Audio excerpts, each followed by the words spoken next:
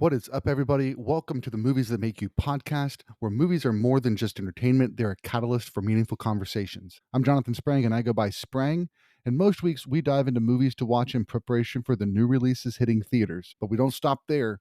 We explore the morals, the deeper ideas, and the life lessons that these films have to offer. Today's episode, we are talking Wizard of Oz in preparation for Wicked that comes out later this month. My parents were in town, and so we watched the movie together as a family, and all of us are on the podcast together, Mom, Grammie, D-Daddy, and the four boys and myself, and we have a great conversation, really dive into the heart of what Wizard of Oz is about. So really, really fun episode. I do want to let you know this is back when we didn't have our new microphones, so there is some scratching sound, so please be patient with us. This should be the last episode that we have that. One other thing I do want to mention, this is our anniversary episode.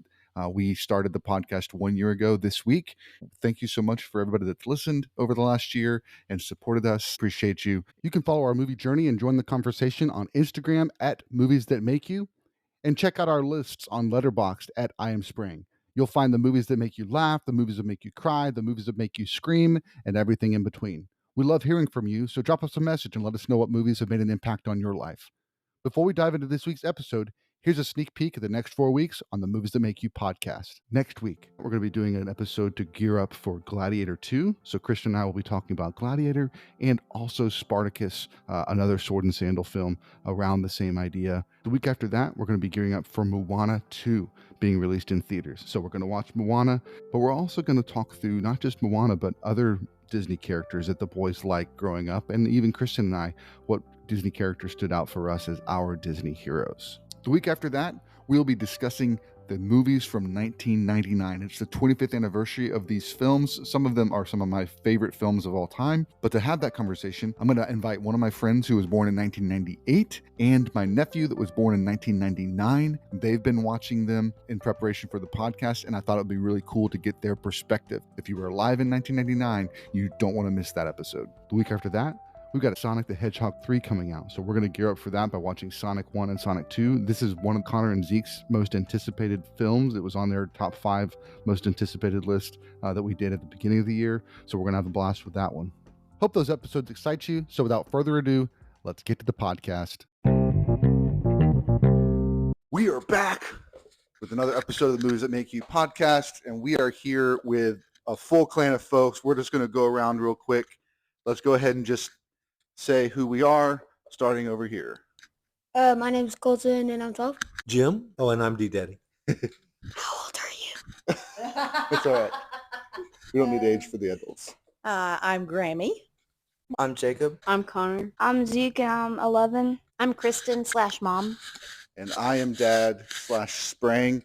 And we've got a packed house because we are talking about a movie that has impacted all of us at one point or another, and one of for some of us that was last night for the first time, but it was a part of our upbringing, and really kind of revolutionized film and really showed how things could be done in film that could really wow people and make them think bigger about life, and that is The Wizard of Oz.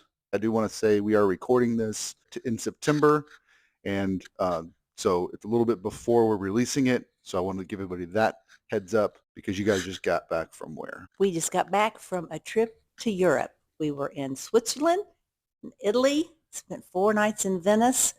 So we're tired, but we're full of excitement because it was a wonderful trip. So if you could have one, Dad, let's go to you, one highlight, or maybe top 3 highlights if you can't narrow it down to one, but like just one highlight from the trip, what would it be? I think the highlight for me was the red train from Italy back into the Alps in Switzerland. The red train is like a UNESCO World Heritage train. So that route is preserved by the UN. Okay. So that was really pretty scenery and a nice trip. Awesome. Mom, what about you? I think the hiking that we did, not a big outdoor hiker person, but I sure enjoyed hiking in the Alps. It was really, really fun. Hard, but really fun. Nice. I am very excited about this episode because I've been planning this one ever since I heard that Wicked was coming out. So we're releasing this I think in the month of Wicked, which is November, because I couldn't do it around the same week just because of other movies scheduled and other conversations that I had planned. But we are releasing this because Wicked is coming out. Now, have you guys seen Wicked on Broadway? Yes. Yeah. Yes, we saw Wicked. I saw Wicked in Chicago, and then we saw it in Jacksonville. Yes. So, Dad, what's the main? I mean, we've seen the trailer. What's the main gist of the movie Wicked? Wicked is more about the Wicked Witch and how she kind of became known as that, and how Glinda, the Good Witch, and what their relationship was like prior to what you see in The Wizard of Oz. Very cool. So it's kind of like a prequel of the story that we saw last night. So the Good Witch was the one that was helped Dorothy. Wicked Witch of the West is the one that was green, that was yelling at her and screaming at her, and all the quotes that we're going to get to because there were so many. And I think one of the interesting things about this is I wish I would have done some research, but we've talked already on the podcast about some films and some stories that kind of took us from, instead of talking about the good guys, it showed us the bad guys. One is an animated movie series. What is that, Jacob? Beetlejuice, right? No. Oh. Wait, what? Animated, where we focus on the bad. I don't know. Who's got it? He's got a bunch of little yellow guys that run around him. Despicable Me. Yeah, Despicable Me. We also talked about, I know you guys haven't seen them as kids, but Breaking Bad, it kind of focuses on a bad guy and kind of you hear his story. But with Despicable Me, it's showing you a bad guy that actually does some good, right? And I even tried to do a little bit of Gru accent on that one. So yeah, so there's this idea, I think, that's interesting when you take a story that we've known and we love, and then you like flip it over a little bit and you go, well, let's see it from this perspective. Maybe that good witch wasn't always so good, or maybe that wicked witch wasn't always so bad. So like, what was it that turned them bad? You know, if you also look at something like Star Wars, where Darth Vader is the villain. He walks on the screen first time, 1977. Everybody's freaking out. He's amazing and scary, and everybody's fearing for him. And then it's like George Lucas says, well, let's go see where he came from. And he's a little kid, and he's eager, and he wants to learn the Force, and he grows up. And then we see what makes him turn to bad. So there's something about that I think is interesting for us as humans when we tell stories is all right, here's the perspective we've always known. What would it be to look at it from a different perspective? So that's kind of fun. There's some TV shows like that where it'll do like show part of the episode is from this person's perspective, and then part of the episode's from this person's perspective. There's even a movie, didn't do great in theaters, but called Vantage Point, where the whole movie was that. It was like showing you each scene was from a different person's perspective of the same event, and then they kind of try and figure out what really happened. So Gru wanted to be an amazing scientist, but he instead turned evil because his mother didn't pay any attention to him and kept this secret that he has a secret twin brother named Drew. Spoiler alert. yes, that is the story of Despicable Me. So yeah, and I think there's plenty of other stories out there, but that are trying to take that and show a different perspective. So so in preparation for that movie that's coming out in November, and we're excited to see it, we watched Wizard of Oz last night. How many of you, this was the first time that you'd seen Wizard of Oz? Anybody? Zeke, it was your first time? You were the only one that's the first time? You'd seen it before, Jacob? Yeah, I vaguely remember seeing it, but like some of the scenes were similar. Gotcha. And do you remember, I know you guys mentioned that you'd seen it before, but did you remember any of it after watching it last night? Yeah, I remember a couple scenes. I was like, well, that's new. The only scene I remembered was when them like interlocking arms and singing the dance down Nice. the road. Cool. And I know for me, I've seen it as a kid. I don't remember I don't think I've seen it since I was a kid. When was the first time you saw it? I believe I was 6. My mom used to be really scared of it, so she was hesitant for me to watch it, but then it was one of those, I should just put it on. And I've seen it, I would have to say 5 or 6 times, but it's been a long time. I don't remember the last time, maybe early 20s. But Connor and Colton, I didn't watch it with you. Did you watch it with Grandma? I think we watched. Wait, I have a feeling we watched it at like this church or something. That might be something. It sounds like something that they'd put on and just say, let's watch a movie time. That's cool. Dad, do you remember when you watched this the first time? I don't remember, and watching it last night, I'm not sure I ever saw it from beginning to end because I don't remember all the things that happened at the beginning, which kind of led Dorothy to the characters of the Scarecrow and the Lion and the Tin Man. Yeah, so you might have caught it like midstream on TV or something. Bits and pieces probably along the way. Yeah. But I don't remember. There were large parts of it I don't remember. Yeah, I'm kind of with you because like I haven't seen it since I was a kid, and as a kid sometimes it's just some of those things grab you and then some of them don't. Mom, do you have any recollection of it? Was it one you watched a lot as a kid? No, we didn't watch movies a lot as a kid. I was an adult when I saw it. But I don't remember exactly when it was, but I do remember it. I know remember most of it. we watched it at some point. I don't know where or when, but I know that we watched it. But it was really interesting. I'm with you, Dad. Like watching it this time, being an adult, and kind of understanding storytelling, understanding foreshadowing, understanding like how characters are built and things like that. It was interesting to see how it started, and so that was a lot of fun. And then just kind of seeing the interconnectivity of some of those characters and some of those ideas. There was a lot of similarities because there's a lot of pop culture, and I mean like stacks on stacks on stacks on stacks 10 years later on stacks, you know. And I really think that it is relatable to the episode. It's about a man who killed the sassy sorcerer of the never good necromancer of the north or something like that. And he took his suit, and then the sassy sorcerer of the south comes in and is like, "That's my brother's suit. Give it to me." What is that from? Do you remember? Teen Titans Go.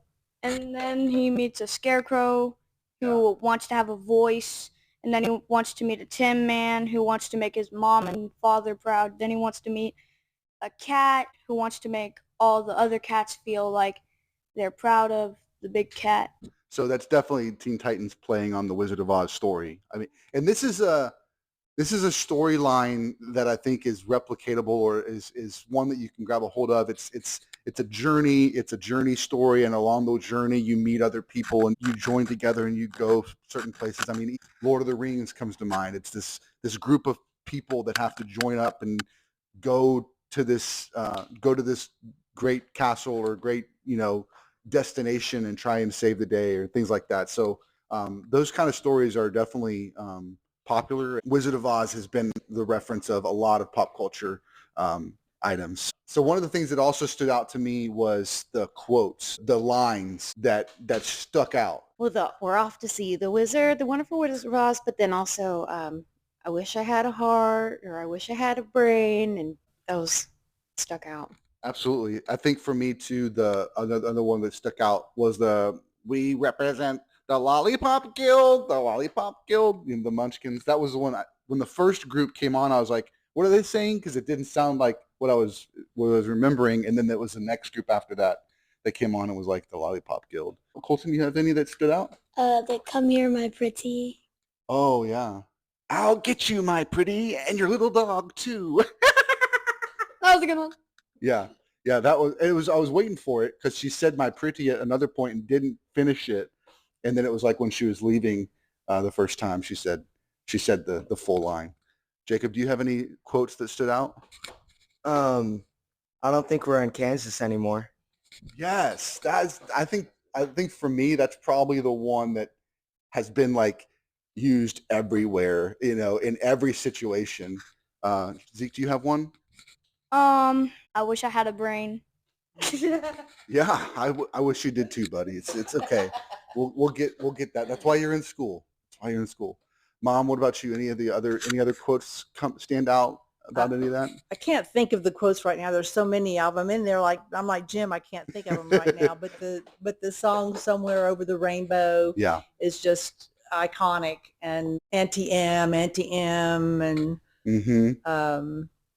Oh, I can't think of the actual quotes now that Yeah, no, you're that are good. so common, but The other thing that it's funny when you watch something you haven't seen in a while, especially when you were as a kid. For me, it's like hearing it. It's like, oh yeah, yeah, and it's like didn't remember it. If you had asked me, I wouldn't have known it, but then it Oh. happened, and you're like, oh, that's it. and when she throws the water on the Wicked Witch, I'm melting. Yes. That's a Yeah. really common one. The Wicked Witch is such a bad, like, they're getting trapped in a corner, and some water can stop the bat. Like, you didn't think about pouring water on her. She's a Wicked Witch. Maybe mess up her makeup or something. Right. Well, it's like one of those things. Like nobody knew that it was gonna hurt her, and then it did. I think if they'd known, they'd have put water on her a long time before. Exactly. Like as soon as she's gone, like all of her like warriors and everybody's like, Flying monkeys. thank goodness. Like, good grief. I'm glad you got rid of her. They're going to need some explaining to do in the new movie. Oh yeah. They're going to have to explain why she dissolves in water. Yeah. Maybe they'll touch on it. Salute moment. The other thing, not necessarily a quote, but the way that the Cowardly Lion talks, like, I'm gonna get you, I'm gonna get you. You know, like that when he first came on the scene, I was like, oh my goodness, that's that kind of that memory of like, oh, that sound, and I can't quote it right now, but like as it was happening, I was hearing it in my head, like, yes, that, and then this comes, and then this comes. You know, it's like the whole lines start coming back, just like.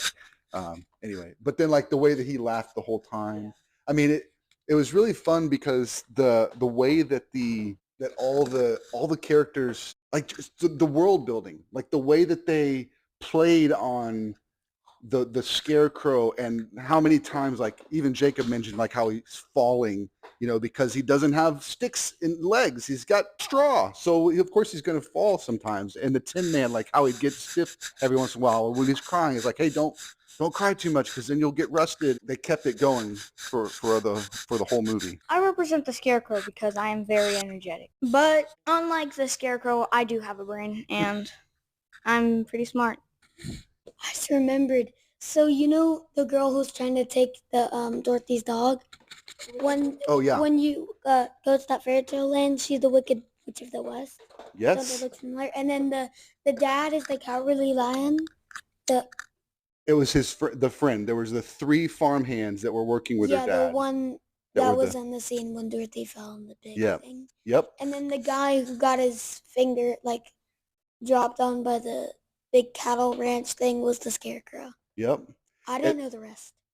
Yeah, and then there was just the other. I can't remember the other guy, but it was he was a Tin Man. But in the opening scene, like what Dad was saying, they referenced their characters. So like he said, "What do you think? I got straw for brains?"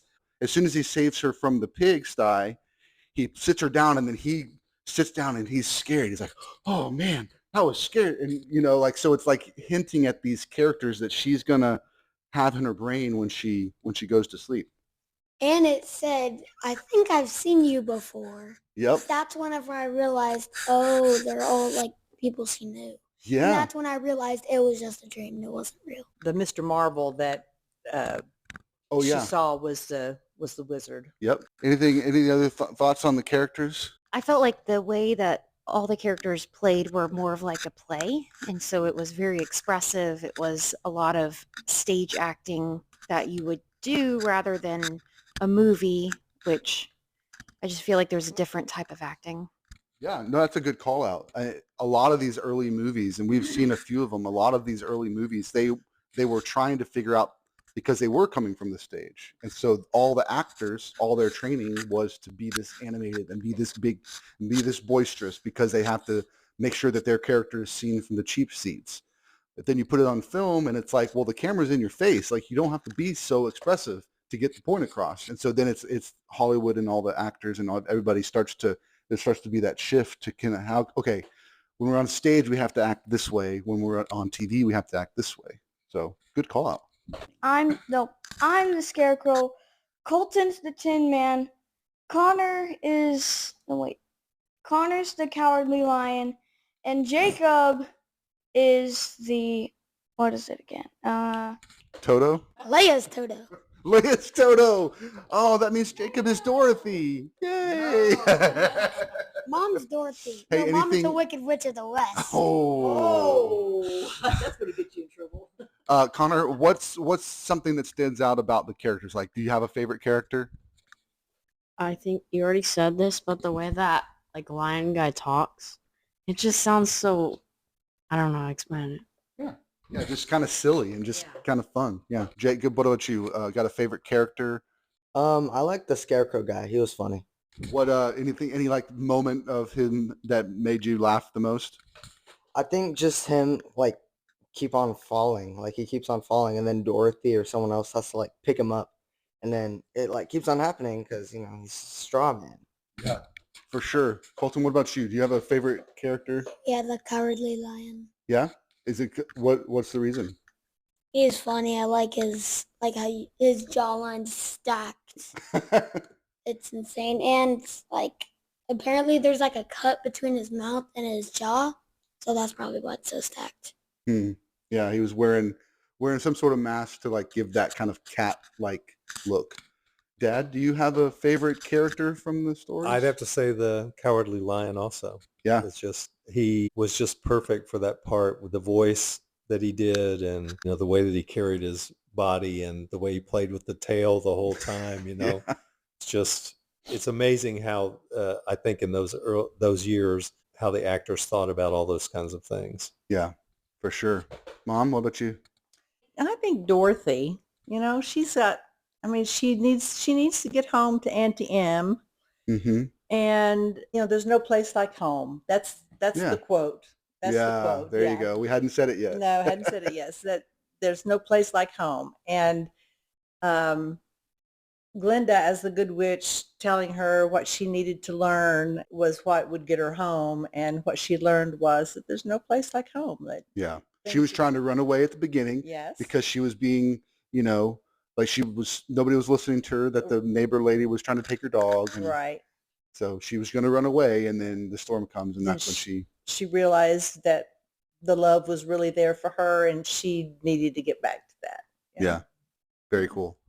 Any favorite moments? Do you have a favorite moment? I think I really like the tornado. Here we go back to tornadoes. I know. I was like, I have to say this because I was sitting next to Zeke. She was in the house, and we started seeing all these things flying by the window. And as soon as I said, I think that's the same cow, which is a quote from Twister, the cow literally started going across the window. And I was like, what in the world? That's amazing. So I had to brag about that one. That was a funny moment for me. Yeah, That's an Oscar I moment. loved it whenever the tornado came, and it just is so perfect for the setting and what would happen, and then that would kind of knock her out. Just good setting for the whole thing. Yeah. And Colton, you actually commented on, you were a little nervous about the effects and what it was going to look like, but you actually said it looked pretty good, right? It looks really good. It looks like maybe 30 or 40, or it was made in the 30s. Yeah, 1939. So it looked like 80 years older than it was supposed to, or like 80 years newer. Yeah, it's very good quality, and a lot of the ways that they made films back then. I mean, I'm looking at all the things, and I can see some of the effects, but like for someone at that time, and even to today, for the effects to be deliverable, like even the witch showing up in the smoke, like that moment in particular, like it was believable. Like, where'd she come from? And then of course I'm looking to try and find out where she came from, but is cool. How'd they have the green screens? Like, computers were made until like 1970, I think. Right. So they didn't have green screen. None of that was green screen. So all of that was backdrops and painted to look like the city. So if we rewatched it, I could show you, but like any time that they were in a scene where they were walking the yellow brick road that they were walking from was a backdrop. And then they were walking on the road, and then they walked out of the screen, they were walking into another backdrop, and then they just cut the film before they reached the backdrop, so that then they cut to another shot. Now this is another room set up to look like the backdrop of the road and everything. Talking about like the cow, it was like, Oh, like the cow scene in particular, they were able to blend film. So they were able to, part of it was they learned how to fade, between films over like fade through to another film or another shot. But I'm guessing that's just what they did, is that they would just literally manually put the film on top of the film. Yeah. So it's crazy. It was all manual. I think that's the thing that's insane. You gotta be good at that. Yeah, absolutely. I want to be the Cowardly Lion for Halloween because I actually have a costume back at mom's, and I have been waiting to have the right moment to use it. This is a year that we're doing family costumes. It would be interesting if we did Wizard of Oz, but like you to take your character and kind of do something different with it, like Scarecrow. But if you could like make it really scary, or if you're a Tin Man, you could like make it like an Iron Man suit or something like I have that. an idea. I should be a Tin Man because I know I'm going to be the one giving out the candy. I should be a Tin Man just sitting there, and then when they go to get the candy, I'll go like that. You can jump scare them. That would be good for sure. Cool. Let's. What about favorite moments? Do you have a favorite moment, Jacob, from the film? Not really. Oh, I really? just thought it was really like well put together. And then the song in the beginning, the Over the Rainbow song, I liked that song. Yeah, when we watched it, I posted from our Instagram a shot of us watching that scene where she's singing, but I put the one that's actually become fairly popular in recent years, which is he's a Hawaiian guy, and he plays it on ukulele, and he does Over the Rainbow along with It's a Wonderful World. What a Wonderful World, kind of mashes them up together. It's a really good arrangement. But it's taking that song from the 1930s and making it something popular now. My favorite part would probably be the whole adventure to the Emerald City. Okay, cool. Mom, what about you?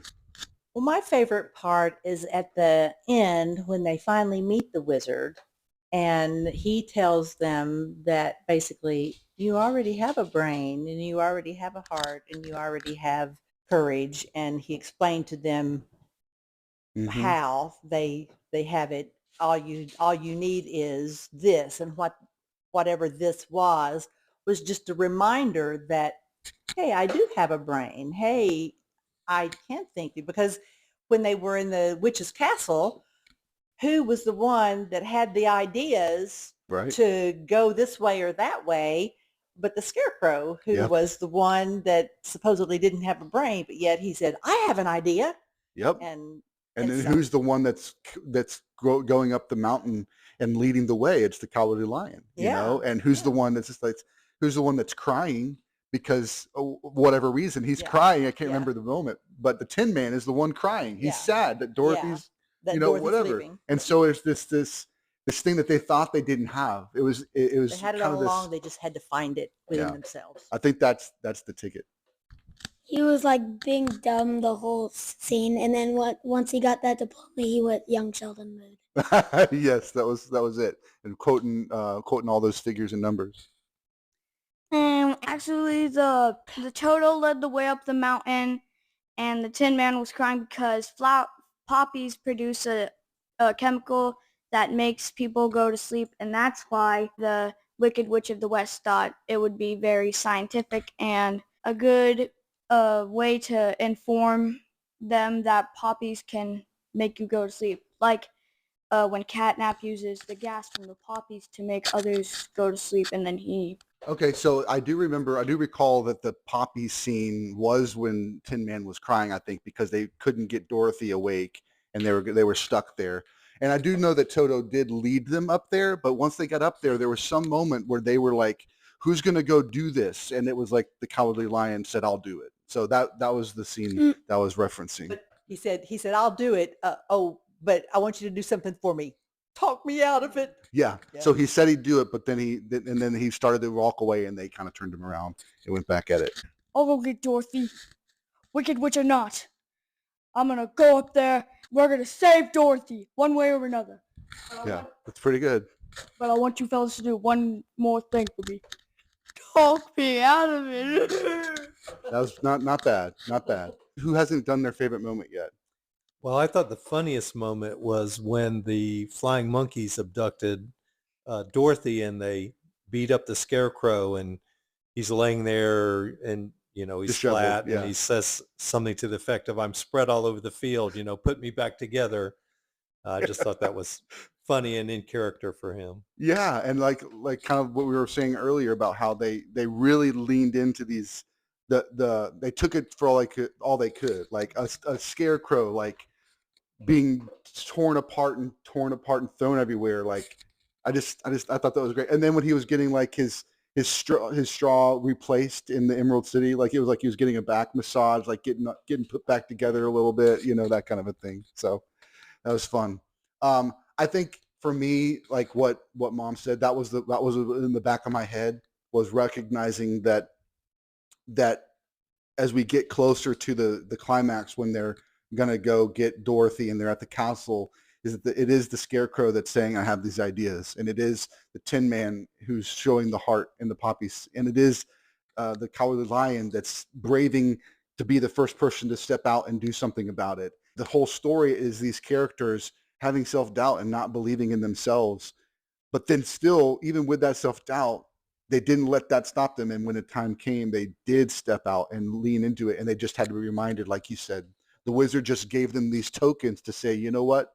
You really do have a heart. Don't forget it. It's not that you don't have a heart. It's that you sometimes forget you have a heart. And it's not that you don't have a brain. It's just sometimes you forget it. So here's this diploma so you don't forget that you are smart. And it's like those are the things that I think even us as just regular people, not Tin Men, not scarecrows, but we need those reminders in our lives too, so that we don't forget what makes us who we are, and that we are brave, we are strong, we are smart, and we can accomplish what we want to accomplish. You think the characters like the Cowardly Lion and all the Tin Man and those guys, they got hit by glass pans and got knocked out during a hurricane too? They were in the storm cellar, so they didn't get taken up by the tornado. Yeah. What about a glass panel in the storm? No, it was just Dorothy. Dorothy was the only one that got knocked out, and then all of this is happening in like a dream. Whenever the house was falling from like very high, it would have splat everything gone. Yeah, for sure. It was just like boom. Oh. Yeah, she would have definitely died if she didn't die being thrown around in the tornado. She definitely would have died from the house falling as fast as it did. 3 times 5 times 2 times 4 times 3 equals 360. Thank you, Scarecrow. Let's do one trait of ourselves that makes us who we are, that we're proud of, and we want to make sure we remember that. What do you think? What do you think, Zeke? What's one thing that you want to, if the wizard were to give you something, what would you want the wizard to give you so that you would remember that you are what? Without authority. Something positive. Something to remind you of something good about yourself. What would the wizard need to get? Like, what would you want to be reminded that? I would want it to be reminded that I'm not dumb and I already have a brain. Okay, cool.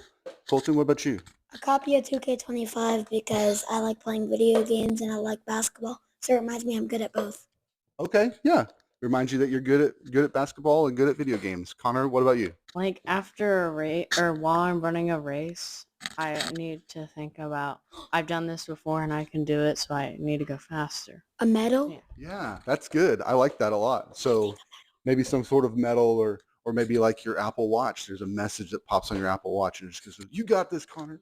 All right, Jacob, what about you? I don't know. Maybe like something to do with like caring for others, because I feel like I'm very caring, and like I don't remember that sometimes. Nice. I like it. All right, it's the adults' turn now. What's the one thing that you would need to have? Maybe you can't think of the thing that the wizard would give you, but what's the one thing, the one trait of yourself that sometimes you forget and you want to be reminded? That it's important to make people feel special, to make people feel good about themselves, and that I can be that person to remind them. Cool. Mom? That I am brave. Sometimes when I don't feel it, I'm stronger than I know. Dad, you got one? Wicked Witch of the West moment. I think the heart that, remind me that I'm kind and feeling, that type of thing. Yeah. I think for me, it would have to be, I can do it. I have self-doubt at times. There's times when I feel like why am I here? What am I doing this for? I don't have this skill, or I don't have this ability. But just to know that, like, the reason I'm here, the reason I'm at the job I'm at, or whatever I'm doing, that I'm doing it because someone else put me there and said, like, hey, we believe in you, so I should believe in myself, So very cool. Awesome episode, y'all. Thank you so much for being a part of the podcast again, even if it was against your will. You didn't really have a choice, so thank you. Did you have something else, Colton? We gotta rate it. Oh, yeah, let's rate it. All right, let's go ahead and do our ratings. Jacob, you first. I'll give it a 4.5. Connor? 4. Zeke? 5. Kristen? 4.25. I'll Can't give do it that. I'll Can't do that. halves. I make my own rules. 4.5. I give it a 4.5. 4.5. I'll probably give it a 4. 4.5. 4.5. There we go. Very good. Thanks Give it a 4. again. Look at you, my pretty. And your little dog, too. Yeah, Mr. Krabs, triple den gum. Not Triple again. den gum. Triple den gum.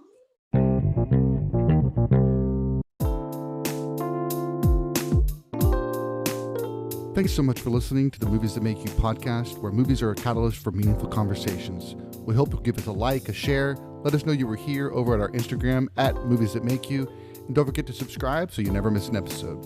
So until next time, keep watching movies.